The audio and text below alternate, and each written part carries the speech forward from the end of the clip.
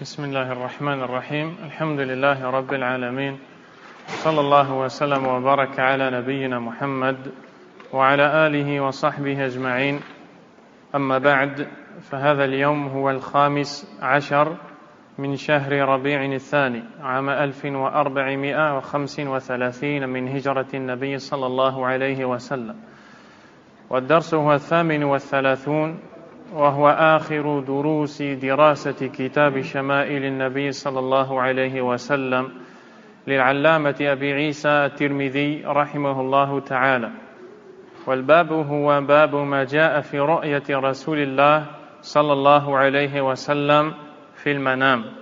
Nous sommes le 15 février 2014 et ceci est le 38e cours et c'est le dernier de l'étude de ce livre, les qualités sublimes du prophète Mohammed sallallahu alayhi wa sallam. C'est le 38e cours de ce livre, les qualités sublimes du prophète Mohammed sallallahu alayhi wa sallam, de l'imam At-Tirmidhi rahimahullahu ta'ala. Nous allons donc conclure la lecture de ce livre magnifique de ce grand imam et auteur Abu Isa At-Tirmidhi rahimahullahu ta'ala. Le dernier chapitre que l'auteur a cité dans son livre béni et bénéfique concerne la vision du prophète Mohammed sallallahu alayhi wa sallam pendant le songe, c'est-à-dire pendant le sommeil. En d'autres termes, la vision du prophète sallallahu alayhi wa sallam dans les rêves. Et cela fait partie du savoir-faire de cet imam et de ce savant.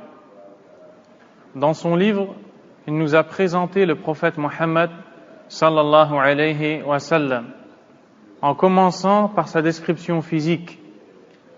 Il nous a parlé de la taille du prophète sallallahu alayhi wa sallam, de sa chevelure, de sa démarche, de ses mains, ses jambes, la couleur de sa peau, ses yeux, son visage, son dos, ses bras, sallallahu alayhi wa sallam. Il nous a même parlé des poils qui poussent sur son torse, alayhi salatu wassalam.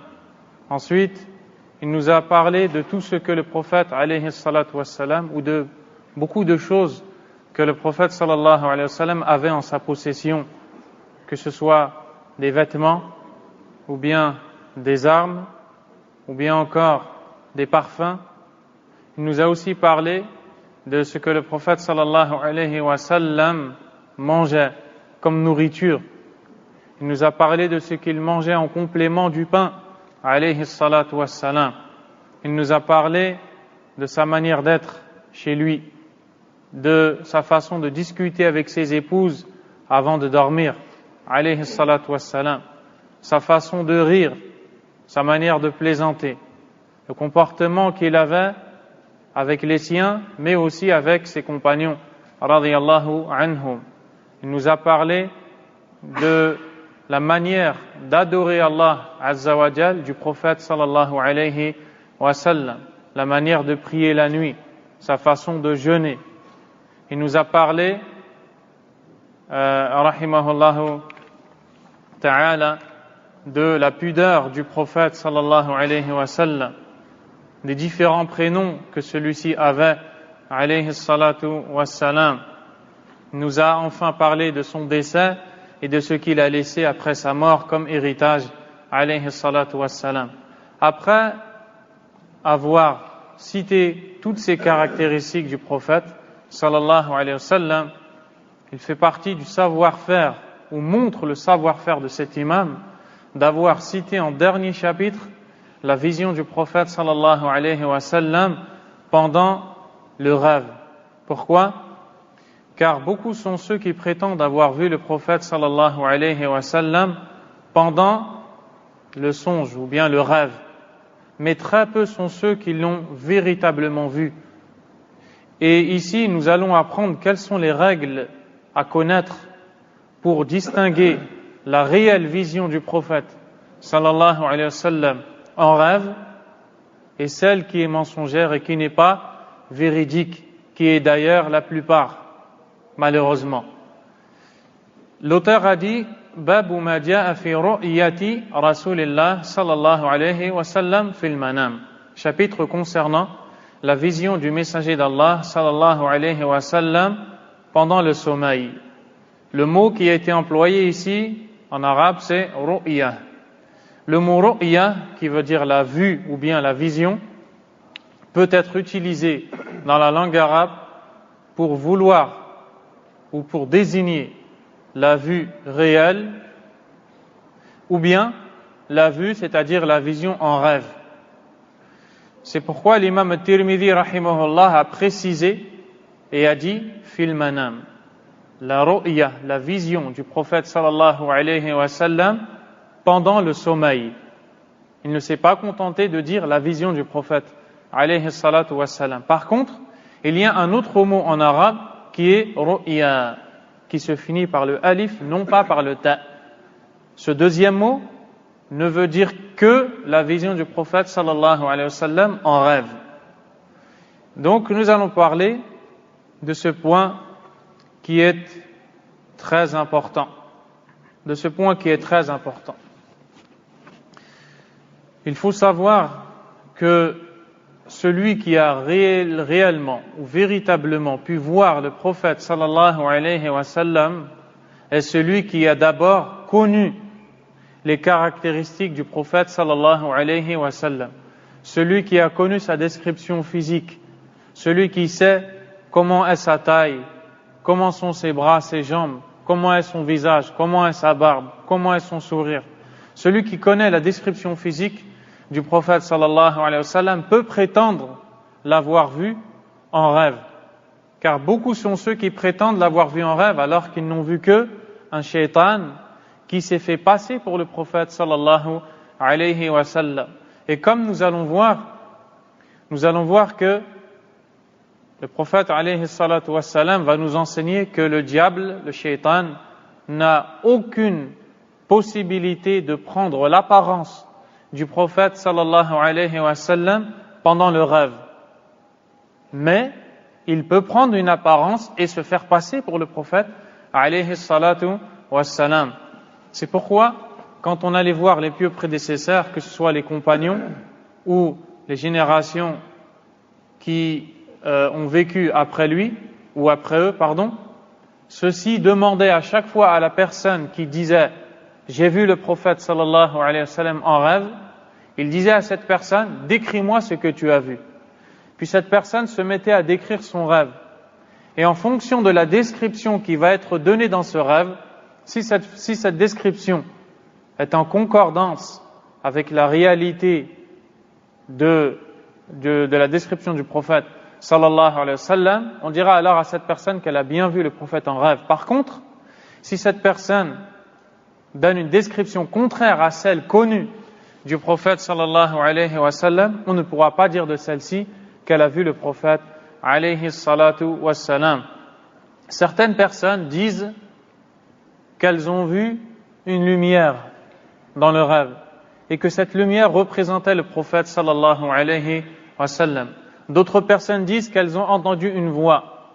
D'autres personnes disent qu'il y avait quelqu'un, elles savaient que c'était le prophète sallallahu alayhi wa sallam, mais elles n'ont pas pu les voir, mais elles ont la conviction que c'était le prophète alayhi salatu wa sallam. Et tous ces rêves-là ne sont pas à prendre en compte, car la règle, c'est d'avoir vu dans le rêve la description physique connue du prophète sallallahu alayhi wa sallam. Si dans le rêve on voit une description qui n'est pas celle du prophète sallallahu alayhi wa sallam, ou bien on ne voit pas la description du prophète alayhi salatu wa sallam, donc on voit une lumière, on sent une présence, on entend une voix, tous ces rêves-là ne sont pas à prendre en compte dans la religion d'Allah subhanahu wa ta'ala. Aussi, il est clair que celui qui peut voir le prophète sallallahu alayhi wa sallam en rêve a certainement reçu un cadeau de la part d'Allah tabaraka wa ta'ala, dans le cas où il a véritablement vu le prophète sallallahu alayhi wa sallam. Et les savants disent que la vision du prophète sallallahu alayhi wa sallam du croyant dans son rêve lui fait plaisir mais ne le trompe pas. Qu'est-ce que ça veut dire? Quand le croyant voit le prophète sallallahu alayhi wa sallam en rêve, un plaisir vient dans son cœur. Mais il n'est pas trompé par cette vue, cette vision. C'est-à-dire que quand il se réveille, il ne se dit pas « j'ai pu voir le prophète sallallahu alayhi wa sallam en rêve, cela veut dire que chez Allah, ma place est grande, Allah m'a accepté, et alors il se met à délaisser certaines choses de la religion d'Allah Azza wa Jal en se croyant proche d'Allah Azza wa Jal. » Aussi, celui qui n'a pas vu le prophète sallallahu alayhi wa sallam en rêve, on ne peut pas dire d'une telle personne qu'elle n'aime pas Allah ou qu'Allah ne l'aime pas. Car les savants, dans les livres de croyance, aqidah, ont cité dans les chapitres concernant karamatul awliya, les miracles ou les prodiges qui sont attribués aux pieux, qu'il n'est pas une condition pour un croyant que celui-ci a un prodige ou un miracle. Donc le croyant qui n'a pas de prodige, qui n'a pas de miracle, le croyant qui ne voit pas le prophète sallallahu alayhi wa sallam en rêve, on ne dit pas de celui-ci qu'il n'est pas un véritable croyant, que sa foi n'est pas haute. Aussi, il faut savoir que les savants de l'islam, de la sunna et du tawhid sont unanimes pour dire qu'il est formellement interdit de prendre les rêves ou de prendre des rêves des règles religieuses relatives au licite et à l'illicite. Il est donc interdit à une personne qui a vu une chose en rêve de dire le lendemain « j'ai vu en rêve, par exemple, le prophète sallallahu alayhi wa sallam me dire « tu as le droit de faire cette chose qui en fait est interdite » ou bien « j'ai vu le prophète sallallahu alayhi wa sallam en rêve me dire « tu n'as pas le droit de faire cette chose alors que celle-ci est permise ou licite ». Il n'a pas le droit non plus de se baser sur un rêve pour fonder quelque chose et l'apparenter à la religion d'Allah subhanahu wa ta'ala. Ceci est formellement interdit. Et nombreux sont les pieux prédécesseurs qui ont vu en rêve qu'on leur disait « je suis Allah et je t'ai rendu licite ce que j'ai interdit à toutes les autres personnes ». Wal'iyadhu billah. En fait, ce rêve ne provient que de Shaitan, qui a voulu, à travers le rêve, égarer le fils d'Adam. Et d'ailleurs, vous en avez entendu une partie dans la khutbah de la veille, le prêche d'hier, porté sur ça, sur la nuisance que Shaitan fait pendant le sommeil du fils d'Adam. Donc il est interdit à une personne de prendre une règle ou un jugement religieux en s'étant basé sur un rêve. Cela est formellement interdit. On dit de Abdul Qadir al-Jilani rahimahullah, qui est un homme pieux parmi les savants de l'islam, mais qui a été adoré en dehors d'Allah Azza wa Jal, malheureusement après sa mort. Il est innocent de ce que les gens lui ont voué comme culte et comme adoration. On dit de cet homme-là qu'il a vu en rêve une immense lumière. Cette lumière lui a dit « c'est moi Allah, et je t'ai rendu licite ce que j'ai interdit à l'ensemble des autres créatures ». Dans son rêve, de par sa science et sa connaissance de la sunna, il a dit « A'udhu billahi minash shaitanir rajim ». Je cherche la protection d'Allah contre le diable banni ou lapidé. Et alors cette lumière s'est éteinte dans son rêve. Donc, certaines personnes ont été dupées, égarées, trompées par le shaitan pendant leur rêve. Nombreux sont les personnes qui se sont basées sur des rêves pour rendre licite l'illicite et pour rendre illicite le licite. Nombreuses sont les personnes qui se sont basées sur des rêves pour fonder des croyances, des pensées, des groupes qui sont toutes aussi égarés les uns que les autres.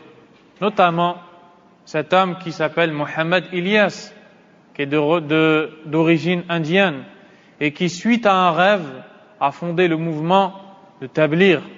Malheureusement, en se basant sur un rêve, il a fondé toute une idéologie, tout un dogme et toute une croyance qui par la suite va avoir de nombreux suiveurs. toutes ces choses-là sont infondées et sont rejetées par Allah subhanahu wa ta'ala. Beaucoup sont également ceux parmi les gens de l'innovation qui ont écrit des livres tout entiers en se basant sur des rêves dans lesquels en fait ils n'ont vu qu'un shaitan parmi tant d'autres qui les a incités à faire ces choses-là qui sont en vérité des innovations ou des égarements. Ils ont ainsi écrit des livres concernant les adhkar, les évocations, celles que l'on répète le matin, le soir, avant de dormir, en sortant de la maison, et tout ce que vous voyez dans, par exemple, la citadelle du musulman, Hisnul Muslim, ou autres, parmi les livres connus de la Sunna. Et on retrouve dans ces livres-là qu'il faut répéter tant de fois telle et telle sourate avant de dormir, qu'il faut répéter tant de fois telle et telle invocation après la prière. Des fois, on retrouve dans ces livres des formules qui relèvent du shirk billah azza wa jal, de l'association à Allah pure et claire. Et les auteurs, ou un parmi les auteurs de ces livres qui ne sont pas corrects, a dit dans son livre, à la fin de celui-ci, il dit, à la fin de l'écriture de ce livre, j'ai été pris par l'hésitation, je ne me trompe pas, l'hésitation, J'ai hésité sur le fait de propager ce livre ou non. C'est alors qu'après m'être endormi, j'ai vu le prophète sallallahu alayhi wa sallam me dire, qu'attends-tu pour publier ton livre et pour le propager? Puis Abu Bakr radiyallahu anhu me dire, qu'attends-tu pour propager ton livre? Et ensuite Omar m'est venu et m'a dit, qu'attends-tu pour propager ton livre? J'ai donc pris la décision, après avoir vu le prophète sallallahu alayhi wa sallam en rêve, ainsi qu'Abu Bakr et Omar m'ordonnaient de propager le livre, j'ai donc pris la décision de le faire. Et alors, suite à un rêve, il a propagé des innovations sur lesquelles il rendra des comptes à Allah subhanahu wa ta'ala. Beaucoup sont ceux qui disent avoir vu le prophète sallallahu alayhi wa sallam, alors qu'en fait, ils n'ont vu qu'un shaitan, qu'un diable. Comment une personne peut-elle prétendre l'avoir vu en rêve alors qu'elle ne connaît ni sa description physique, ni ses comportements, ni ce qu'il fait, ni rien de sa vie? Plus loin encore, comment une personne peut-elle prétendre avoir vu le prophète sallallahu alayhi wa sallam en rêve alors qu'au quotidien, elle ne suit pas sa sunna? Alors que peut-être qu'au quotidien, elle fait partie des gens les plus éloignés de sa sunna. Comment peut-elle avoir prétendu voir le prophète sallallahu alayhi wa sallam en rêve? Sallallahu alayhi wa sallam. Donc, ce chapitre ou ce sujet est un sujet très important dans la religion d'Allah azza wa jal. Et beaucoup de mots se sont propagés à cause des erreurs commises et de l'ignorance des gens quant à la vision du prophète sallallahu alayhi wa sallam en rêve. Le premier hadith rapporté par Abdullah ibn Mas'ud radiyallahu anhu قال من رآني في المنام فقد رآني فإن الشيطان لا يتمثل بي. Abdullah ibn Mas'ud radiyallahu anhu dit, le prophète sallallahu alayhi wa sallam a dit, qui me voit en songe me voit effectivement. Satan en effet ne prend pas mes traits.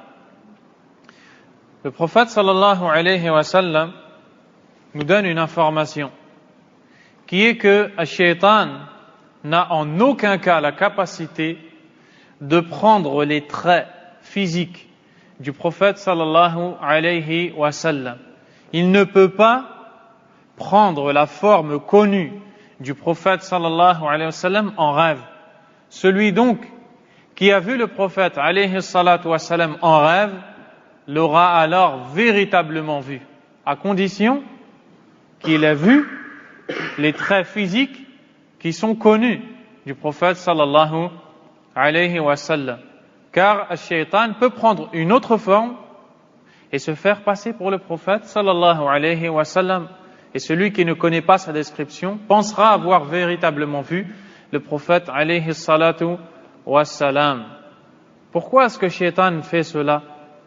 Pourquoi est-ce qu'il vient dans le rêve de la personne et dit « Je suis le prophète alayhi salatu wassalam » soit pour le faire sortir de la sunna ou soit pour l'enfoncer dans son égarement.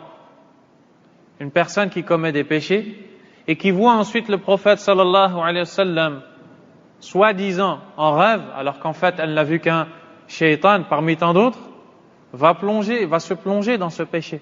Car elle va se dire, j'ai vu le prophète, Allah même, alors je suis dans le bon chemin. Je me souviens d'ailleurs d'une personne qui, cigarette à la main, me dit qu'elle a vu le prophète sallallahu alayhi wa sallam en rêve. Regardez l'égarement. Regardez Shaitan, comment il fait pour égarer les gens. Et ensuite, cette personne va se dire que ce qu'elle fait, c'est-à-dire fumer, n'est pas une chose grave, puisqu'elle a pu voir le prophète alayhi salatu wassalam en rêve. Et combien sont les gens qui n'ont pas la possibilité de le voir en rêve. Donc cela nous montre que, en vérité, la religion, c'est dans les cœurs. Et beaucoup de gens jugent les actes, alors que la religion, c'est dans les cœurs. Moi, j'ai un bon cœur, etc. Et Shaitan vient et dupe et trompe cette personne pour l'égarer du chemin d'Allah Azza wa Jal. Tout comme la religion est dans les cœurs, elle est dans les membres. Et la pureté du cœur reflète sur les membres.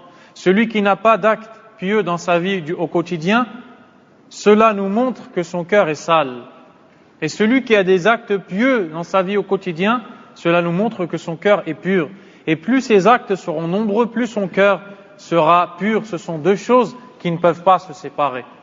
Donc le prophète sallallahu alayhi wa sallam nous informe qu'effectivement, Ash-Shaytan ne peut pas prendre les traits du prophète sallallahu alayhi wa sallam pendant les rêves. عن أبي هريرة رضي الله عنه قال رسول الله صلى الله عليه وسلم من رآني في المنام فقد رآني فإن الشيطان لا يتصور أو قال لا يتشبه بي. Abu Huraira رضي الله عنه nous dit, le messager d'Allah sallallahu alayhi wa sallam a dit, qui me voit en rêve a bien vu ma personne. Satan en effet ne prend pas mon image, ou dit-il, ne prend pas ma ressemblance. Donc ce hadith confirme le premier, que Shaitan ne peut pas ressembler au prophète sallallahu alayhi wa sallam en rêve. Et quand nous disons voir le prophète en rêve sallallahu alayhi wa sallam, ça ne veut pas dire qu'on a vu son corps, c'est-à-dire son corps qui est à l'heure où je vous parle enterré dans sa tombe. Tout comme quand on dit qu'on a vu telle et telle personne en rêve, ça ne veut pas dire qu'on a vu leur corps qui est actuellement dans la tombe ou bien qui est vivant dans un endroit. Par exemple, une personne se trouve en Afrique et puis toi après tu la vois en rêve. Est-ce que tu as vu le corps réel de la personne? Non, le corps de la personne se trouve en Afrique. Mais c'est une image de cette personne que tu as vue. C'est une chose qu'il faut retenir et c'est ce qu'a cité le Cheikh Abdul Razzaq ibn Abd al-Muhsin al-Abbad hafidhahullah ta'ala. Parce que certaines personnes disent qu'elles ont vu le corps du prophète sallallahu alayhi wa sallam véritablement. D'autres vont plus loin. Elles disent avoir vu le prophète sallallahu alayhi wa sallam véritablement pendant l'éveil, non pas pendant le sommeil, en pratiquant ce qu'on appelle al-hadra, c'est-à-dire la présence. Ces personnes se mettent en rond et autour d'elles, ou bien au milieu de ce rond, elles posent un tissu blanc. Ensuite, elles se mettent à invoquer Allah subhanahu wa ta'ala en commettant des innovations religieuses infondées et rejetées par Allah azza wa jal. Elles se mettent à réciter certaines paroles toutes ensemble et en groupe. Puis elles s'arrêtent et elles disent « il est là ». C'est-à-dire le prophète sallallahu alayhi wa sallam est arrivé, il est assis sur ce tissu blanc et il va dicter au chef de notre groupe ce qu'il devra faire pour sa journée. Ça, c'est ce qu'on retrouve chez les partisans du soufisme, particulièrement ce qu'on appelle la Tijaniyya, la tariqa, la voie Tijani, qu'on retrouve dans beaucoup de pays. Toutes ces choses sont infondées, elles sont des innovations religieuses. Allah subhanahu wa ta'ala ne les accepte pas. Allah tabaraka wa ta'ala se met en colère contre ces actes et contre les auteurs de ces actes. Et le prophète sallallahu alayhi wa sallam se désavouera totalement de ces personnes le jour du jugement dernier. Sauf si ces personnes demandent le pardon d'Allah et suivent le chemin droit de la sunna du prophète sallallahu alayhi wa sallam. Hadith suivant. عن أبي مالك الأشجعي عن أبيه رضي الله عنه قال قال رسول الله صلى الله عليه وسلم من رآني في المنام فقد رآني. Abu Malik al-Ashja'i, c'est un tabi'i, rahimahullahu ta'ala, qui est le fils d'un compagnon du prophète, sallallahu alayhi wa sallam, qui est Tariq ibn Ashyam, radiyallahu anhu, rapporte selon justement son père, qui a dit, l'envoyé d'Allah, sallallahu alayhi wa sallam, a dit, qui me voit en songe a bien vu ma personne. Donc ce troisième hadith confirme les deux précédents. Nous allons passer au hadith suivant. عن أبي هريرة رضي الله عنه قال قال رسول الله صلى الله عليه وسلم من رآني في المنام فقد رآني فإن الشيطان لا يتمثلني. Abu Huraira رضي الله عنه nous dit, le messager d'Allah sallallahu alayhi wa sallam a déclaré, qui me voit en songe me voit effectivement. Satan, en effet, ne prend pas mes traits. Et la traduction est identique, mais en fait, les termes employés en arabe sont différents. Donc, on voit que le shaitan ne peut pas prendre les traits du prophète sallallahu alayhi wa sallam. On voit dans les autres termes qu'il ne peut pas prendre son apparence. On voit qu'il ne peut pas lui ressembler. Et tous ces termes qui sont utilisés désignent le même résultat ou veulent dire la même chose. Le shaitan ne peut pas ressembler au prophète sallallahu alayhi wa sallam en rêve. Nombreuses sont les informations qui nous ont été rapportées par les sahaba radiyallahu ta'ala anhum. قال أبي فحدثت به ابن عباس فقلت قد رأيته فذكرت الحسن بن علي فقلت شبهته به فقال ابن عباس إنه كان يشبهه. Plus loin,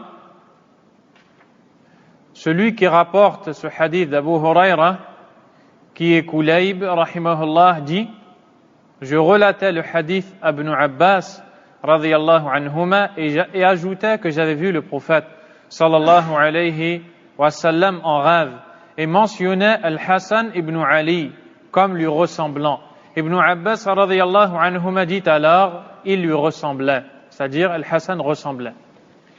Celui qui rapporte le hadith qu'on vient de lire, selon Abu Huraira, Kulayb, a été voir Abdullah ibn Abbas, radiyallahu anhuma, pour lui dire qu'il a vu le prophète sallallahu alayhi wa sallam en rêve.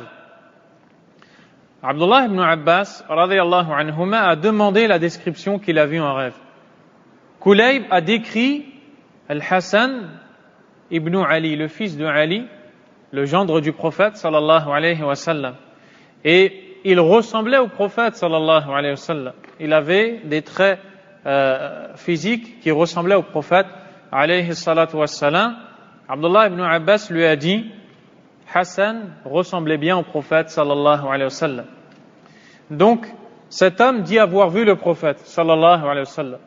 Et il dit que dans son rêve, il ressemblait. Pourquoi? Parce que Kulayb n'a pas vu le prophète. Ce n'est pas un compagnon. Il a vu les tabi'i. Il dit au compagnon qu'il a vu le prophète en rêve, alayhi salatu wassalam. Et comme il n'a pas vu le prophète dans sa vie, car il est né après sa mort, alayhi salatu wassalam, il dit, il ressemblait à Al-Hassan ibn Ali. Abdullah ibn Abbas lui dit, effectivement, le prophète ressemblait à Al-Hassan ibn Ali. Il a donc par là confirmé qu'il avait vu le prophète, sallallahu alayhi wa sallam, en rêve. Hadith suivant, عن يزيد الفارسي وكان يكتب المصاحف قال رأيت النبي صلى الله عليه وسلم في المنام زمن ابن عباس فقلت لابن عباس إني رأيت رسول الله صلى الله عليه وسلم في النوم فقال ابن عباس إن رسول الله صلى الله عليه وسلم يقول إن الشيطان لا يستطيع أن يتشبه بي فمن رآني في النوم فقد رآني هل تستطيع أن تنعت هذا الرجل الذي رأيته في النوم؟ قال نعم أنعت لك رجلا بين الرجلين جسمه ولحمه أسمر إلى البياض أكحل العينين حسن الضحك جميل دوائر الوجه قد مألت لحيته ما بين هذه إلى هذه وقد ملأت نحره. قال عوف ولا أدري ما كان مع هذا النعت. فقال ابن عباس رضي الله عنهما لو رأيته في اليقظة ما استطعت أن تنعته فوق هذا. Yazid al-Farisi radiyallahu anhu dit: j'ai vu le prophète sallallahu alayhi wa sallam. Yazid al-Farisi n'est pas un compagnon. Yazid al-Farisi fait partie des pieux prédécesseurs, mais il ne fait pas partie des sahaba rahimahullahu ta'ala.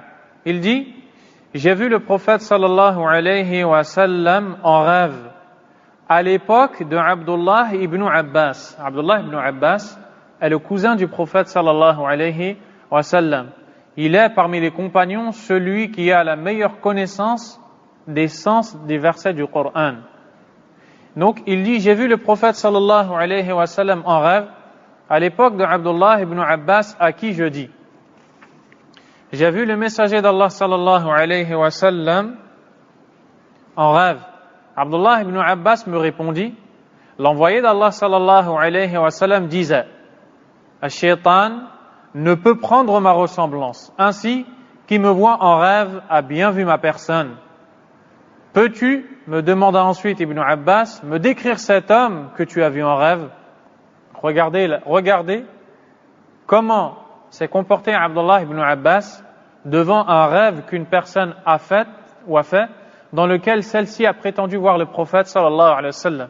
Elle est revenue au texte, directement. Elle est revenue à la règle religieuse. Il dit, j'ai vu le prophète sallallahu alayhi wa sallam a dit, celui qui me voit en rêve m'a véritablement vu. Dis-moi ce que tu as vu en rêve, pour qu'on puisse continuer. Et ensuite il dit, oui, je peux te décrire un homme dont le corps et la chair étaient intermédiaires entre ceux de deux hommes. Donc ici, il nous parle de la taille. Sa taille était intermédiaire. Le corps et la chair, c'est-à-dire la corpulence, sa taille, étaient intermédiaires entre ceux de deux hommes. Deux hommes ici, il parle d'un grand homme et un homme moins grand. C'est-à-dire qu'il était de juste milieu dans sa taille. Il n'était ni considérablement grand, ni petit. C'est pour ça qu'entre parenthèses, le traducteur a dit l'un très grand et l'autre petit. Ensuite, il dit son teint brun tend vers la blancheur. Ici, on nous parle de la couleur de sa peau. Dans le hadith, on nous dit qu'il est mat. C'est pour ça que le traducteur a dit son teint brun. Donc, on nous dit qu'il est mat, mais que ce teint qui est mat tend vers la blancheur. Qu'est-ce qu'on a vu de la couleur de peau du prophète sallallahu alayhi wa sallam dans les premiers chapitres? Que le prophète sallallahu alayhi wa sallam était ni trop mat, ni trop blanc, alayhi salatu wa sallam. On a vu qu'il était blanc de peau et que sa blancheur était mêlée à une rougeur. Et qu'à cause de cette rougeur, certains le décrivaient comme étant mat. Et en fait, en vérifiant tous les hadiths, on a vu qu'il n'est pas mat, il est blanc, alayhi salatu wa sallam, mais que sa blancheur vire au rouge, sallallahu alayhi wa sallam, et que c'était donc une beauté de son corps. Et c'est ce qui nous est décrit ici par celui qui a fait ce rêve. Il dit, et ses yeux sont bien noirs. Nous avons vu dans les premiers chapitres que le prophète sallallahu alayhi wa sallam avait les cils bien noirs, sallallahu alayhi wa sallam, ce qui rendait son visage agréable à regarder. Il a un beau sourire et les contours de son visage sont harmonieux. Et c'est ce qu'on a vu aussi dans le chapitre concernant le sourire du prophète sallallahu alayhi wa sallam. Sa barbe remplit ce qui est entre celle-ci et celle-ci. Celle-ci et celle-ci, ce sont ses deux oreilles. Et nous avons vu que le prophète sallallahu alayhi wa sallam avait une barbe fournie à un point où certains compagnons radiyallahu anhum nous la décrivent en nous disant que quand il priait, donc il dirigeait la prière en tant qu'imam, des prières à voix basse, les compagnons radiyallahu anhum pouvaient comprendre qu'il récitait le Coran de par ce qu'ils voyaient des poils de sa barbe sur les côtés gauche et droite bouger pendant sa lecture du Coran. Il récitait le Coran à voix basse, mais comme il bougeait sa mâchoire et que sa barbe était fournie, on voyait ces poils qui bougeaient, sallallahu alayhi wa sallam.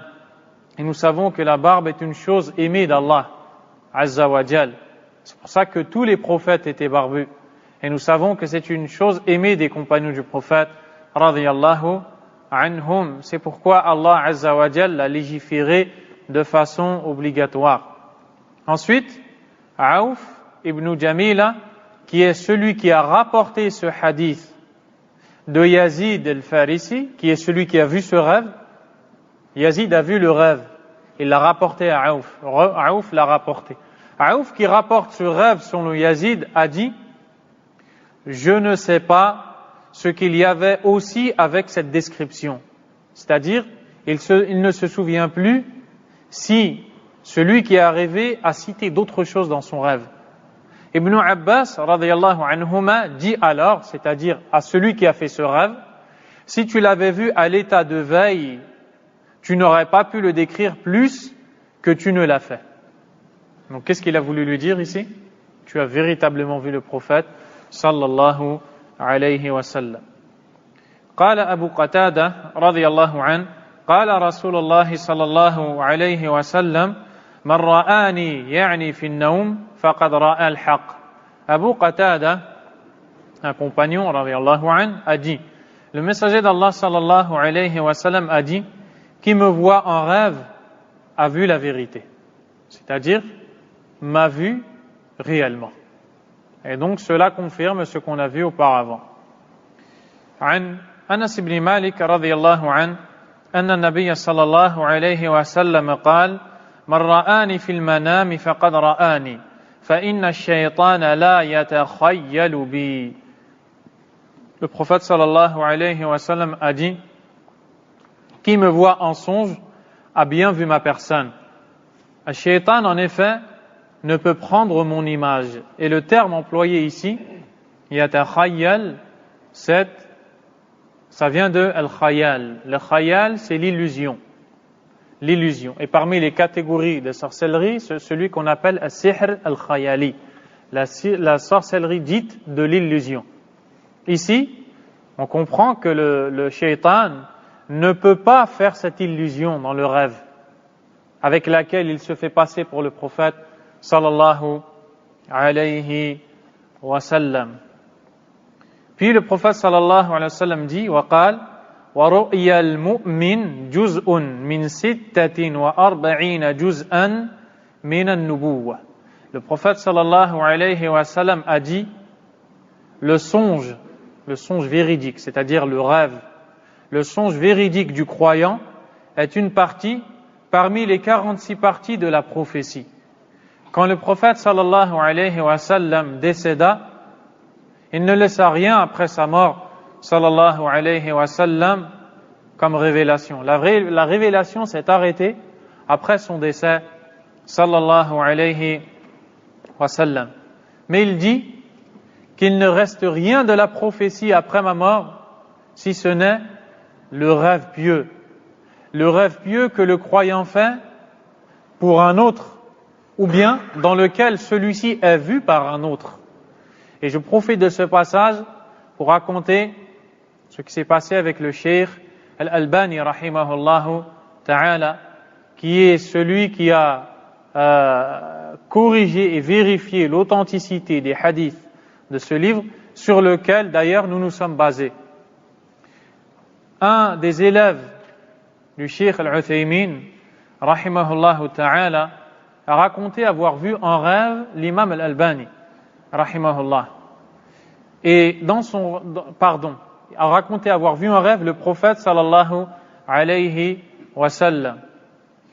Ce personnage qui a vu en rêve le prophète sallallahu alayhi wa sallam a dit au prophète sallallahu alayhi wa sallam: ô messager d'Allah, j'ai certaines difficultés dans la science du hadith. Vers qui dois-je me tourner? Le prophète sallallahu alayhi wa sallam a dit à cet étudiant en sciences: dirige-toi vers l'imam Al-Albani si tu as un problème dans la science du hadith, et il va t'orienter. Après son rêve, il l'a raconté à son cheikh, Al-Uthaymin rahimahullah. Son cheikh lui a dit d'annoncer cette nouvelle à Cheikh Al-Albani rahimahullah. Et pendant un certain temps, il n'a pas pu le faire. Longtemps après, cet élève a voyagé en Jordanie, pays dans lequel vivait l'imam Al-Albani rahimahullah ta'ala. Il en a profité pour visiter l'imam Al-Albani qui était hospitalisé suite à une maladie. Et pendant cette visite, l'imam Al-Albani rahimahullah ta'ala dit à ses élèves qui viennent le visiter qu'il est fatigué, qu'il est content de voir cette visite, mais qu'il a beaucoup de travail et qu'il lui reste beaucoup de travail à faire dans la science du hadith. Il corrigeait des livres, il corrigeait les hadiths, il disait authentique, faible, faible, authentique. Rahimahullah. Il dit, et je me suis arrêté, écoutez bien, je me suis arrêté, le dernier hadith que je viens de corriger est la parole du prophète sallallahu alayhi wa sallam: il ne reste de la prophétie que les rêves pieux. Le rêve que le croyant fait pour quelqu'un ou dans lequel il est vu par quelqu'un. Et l'élève de l'Uthaymin rahimahullah dit au cheikh: subhanallah, je suis venu vous raconter que j'ai vu le prophète alayhi salam en rêve qui m'a dit de me tourner vers vous, vers la science du hadith. Et l'imam Al-Albani rahimahullah ta'ala a fondu en larmes. رحمه الله تعالى. عن عبد الله بن المبارك رحمه الله قال إذا ابتليت بالقضاء فعليك بالأثر. Et donc l'auteur At-Tirmidhi rahimahullah a conclu ce livre avec deux paroles parmi les paroles des pieux prédécesseurs. Une première de Abdullah ibn al-Mubarak, qui est un homme très connu, un savant, et aussi de Muhammad ibn Sirin, qui est très connu, l'élève d'Anas ibn Malik, radiyallahu anhu. Abdullah ibn al-Mubarak, radiyallahu anhu, a dit: si jamais tu devais subir cette épreuve que d'assumer la fonction de juge, alors attache-toi à l'information traditionnelle. L'information traditionnelle, qui est dite en arabe al-athar, veut dire la parole du prophète sallallahu alayhi wa sallam et la parole des compagnons. Donc ici, Abdullah ibn al-Mubarak a dit: si tu as une responsabilité dans laquelle on te demande de juger entre deux personnes, entre lesquelles il y a une mésentente, un désaccord, une dispute, comment dois-tu te comporter pour juger comme il se doit? Il dit: attache-toi au athar, attache-toi au hadith et aux paroles des compagnons du prophète sallallahu alayhi wa sallam. Pourquoi est-ce que l'imam At-Tirmidhi rahimahullah a conclu ce livre par cette parole, puis celle d'Ibn Sirin? Pour nous dire que tout ce qu'on vient d'apprendre, qui représente les qualités du prophète sallallahu alayhi wa sallam, la description physique, la description de sa vie, ses comportements, sa sunna, tout ce qu'on doit apprendre de lui, on ne le prend pas des passions, on ne le prend pas de gens qui nous dictent, on le prend de la sunna directement, on le prend de la parole du prophète sallallahu alayhi wa sallam ou de celle des compagnons du prophète radiyallahu anhum. Quand nous sommes amenés à avancer ou à faire un pas dans la religion, dans le domaine de la religion, on n'a pas le droit de faire un pas sans au préalable avoir vu qu'est-ce que le prophète sallallahu alayhi wa sallam a dit de ce pas qu'on veut faire. Qu'est-ce que les compagnons radiyallahu anhum ont dit de ce pas qu'on veut faire dans la religion. عن محمد بن سيرين رحمه الله قال هذا الحديث دين فانظروا عمن تأخذون دينكم. Muhammad ibn Sirin rahimahullah ta'ala a dit, ce hadith est une religion. Ce hadith, c'est-à-dire la science du prophète sallallahu alayhi wa sallam. Cette science est une religion. Donc, si c'est une religion, la religion est la chose la plus importante à nos yeux. La chose qui a le plus de valeur. Voyez donc par l'intermédiaire de qui vous apprenez votre religion. C'est-à-dire, prenez garde à apprendre votre religion de celui qui ne vous oriente pas vers le Coran et vers la Sunna. Voyez-vous, chers frères, si vous entrez dans une boulangerie et vous voulez acheter la meilleure baguette, car votre estomac le demande, qu'est-ce que vous allez faire?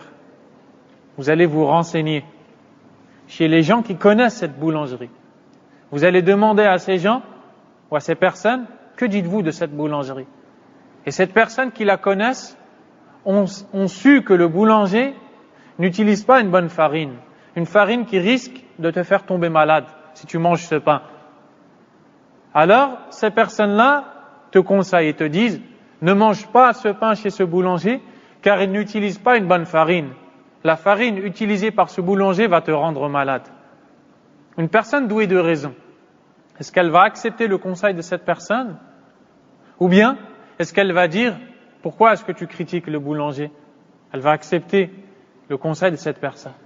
Si c'est valable pour une baguette, si c'est valable pour une demi-baguette, qu'est-ce qu'on va dire de la religion d'Allah subhanahu wa ta'ala? Est-ce que quand on va apprendre la religion, on va l'apprendre de celui qui nous glisse des hadiths qui sont faibles ou des paroles qui sont inventées? Est-ce qu'on va l'apprendre de personnes de l'innovation, de personnes de groupes égarés qui nous enseignent leur doctrine, non pas celle du messager d'Allah sallallahu alayhi wa sallam? Si on le fait, nos corps ne tomberont pas malades, mais c'est nos cœurs qui vont tomber malades. Et si nos cœurs tombent malades, on est fermé, on ne peut plus apprendre correctement notre religion. Et c'est pourquoi l'imam Tirmidhi rahimahullah a conclu son livre par ce chapitre, pour nous dire que cette religion, qui est la religion d'Allah subhanahu wa ta'ala, on ne doit pas l'étudier chez n'importe qui. On ne doit l'étudier que chez ceux qui se basent sur le Coran et la Sunna et qui ont la compréhension des premières générations de l'islam, ceux qu'on appelle as-salaf as-salih, les pieux prédécesseurs. Car le prophète sallallahu alayhi wa sallam a dit خير الناس قرني ثم الذين يلونهم ثم الذين يلونهم. Les meilleurs des gens sont ceux de ma génération, puis la génération suivante et la génération suivante. Et nombreuses sont les innovations religieuses qui sont arrivées après ces trois générations. Abdullah ibn al-Mubarak rahimahullah ta'ala a dit al-isnad min ad-din wa lawla al-isnad laqala man sha'a ma sha'a. Ce qu'on appelle l'isnad, c'est-à-dire la chaîne de transmission. Quand vous voyez un hadith, ce hadith n'est pas tombé du ciel. Ce hadith est arrivé, il a été écouté par le compagnon qui l'a transmis à une autre personne, qui l'a transmis à une autre personne, et ainsi de suite, jusqu'à que ce hadith se retrouve dans le livre que tu lis. Toutes ces personnes-là forment ce que l'on appelle la chaîne de transmission. Et sans cette chaîne de transmission et sans la connaissance des rapporteurs des hadiths qui sont dans cette chaîne de transmission, on serait dans l'incapacité de distinguer le hadith faible du hadith authentique. Et par ce qu'on appelle la chaîne de transmission, Allah subhanahu wa ta'ala a préservé la sunna du prophète sallallahu alayhi wa sallam. Abdullah ibn al-Mubarak a dit, l'isnad, la chaîne de transmission, fait partie de la religion. N'eût été la chaîne de transmission, quiconque parmi les gens aurait dit ce que bon lui semble. Et c'est ainsi que nous avons terminé la lecture de ce livre magnifique de l'imam at-Tirmidhi rahimahullahu ta'ala. On demande à Allah Azza wa Jal de récompenser l'auteur de ce livre, l'imam at-Tirmidhi rahimahullahu ta'ala. On demande à Allah tabaraka wa ta'ala de récompenser également l'imam al-Albani rahimahullahu ta'ala puisqu'il a corrigé ces hadiths. On demande à Allah Azza wa Jal de récompenser le Cheikh Abdul Razak ibn Abdul Muhsin al-Abbad hafidhahullah, le savant de Médine, l'enseignant dans la mosquée du prophète sallallahu alayhi wa sallam, car il est la cause de ma connaissance de ce livre et donc de beaucoup de vous, car j'ai connu ce livre quand Allah Azza wa Jal m'a accordé le voyage pour la Umrah, et quand on était à Médine, le cheikh enseignait ce livre. Donc, on m'a donné une copie de ce livre et j'ai participé à quelques dars, quelques cours de ce livre. Donc j'ai vu que ce livre était magnifique et je me suis dit que ce serait une bonne idée de le transmettre et de l'enseigner, car on ne trouve pas ce type de livre enseigné au public français. Et c'est donc une idée qui est restée, qui m'a traversé l'esprit. Puis, certaines années sont passées. 1, 2 ou 3. Ensuite, quand on a dessiné notre prophète sallallahu alayhi wa sallam, Allah Azza wa Jal m'a mis à l'esprit cette idée. Il m'a mis à l'esprit, il m'a facilité de me dire, et c'est ce qu'on a vu de nos savants, walillahi alhamd, que la meilleure façon de répondre à ces provocations, c'est d'augmenter notre foi et de faire accroître notre connaissance. On s'est moqué de notre prophète sallallahu alayhi wa sallam, on va répondre par l'étude de la vie du prophète sallallahu alayhi wa sallam. J'ai donc commencé l'enseignement de ce livre le 21 septembre 2012 à Duni pour une période de 1 mois. Ensuite, Allah tabaraka wa ta'ala en a décidé autrement, j'ai dû m'arrêter. Et j'ai repris l'enseignement de ce livre dans cette mosquée depuis le début du livre, le 20 avril 2013. Ce qui fait qu'Allah Azza wa Jal nous a facilité de lire et d'étudier ce livre en 38 cours qui ont commencé le 20 avril 2013 et qui s'achèvent le 15 février 2014. On remercie Allah subhanahu wa ta'ala et on remercie aussi les responsables de cette mosquée qui nous ont accueillis, qui nous ont ouvert les portes pour pouvoir lire et étudier ce livre, et on espère d'Allah subhanahu wa ta'ala qu'ils en auront une part de la récompense, insha'Allah ta'ala. As'alullah azza wa jal an yuwaffiqana li kulli khair. Allahumma taqabbal minna hadha al-amal waj'alhu khalisan liwajhika al-karim. Allahumma arham al-imam at-Tirmidhi rahimahullah. Allahumma arham al-imam al-Albani. اللهم جازي عنا خيرا الشيخ عبد الرزاق ابن عبد المحسن العباد. والله أعلم، وصلى الله وسلم وبارك على نبينا محمد وعلى آله وصحبه أجمعين. سبحانك اللهم وبحمدك أشهد أن لا إله إلا أنت أستغفرك وأتوب إليك.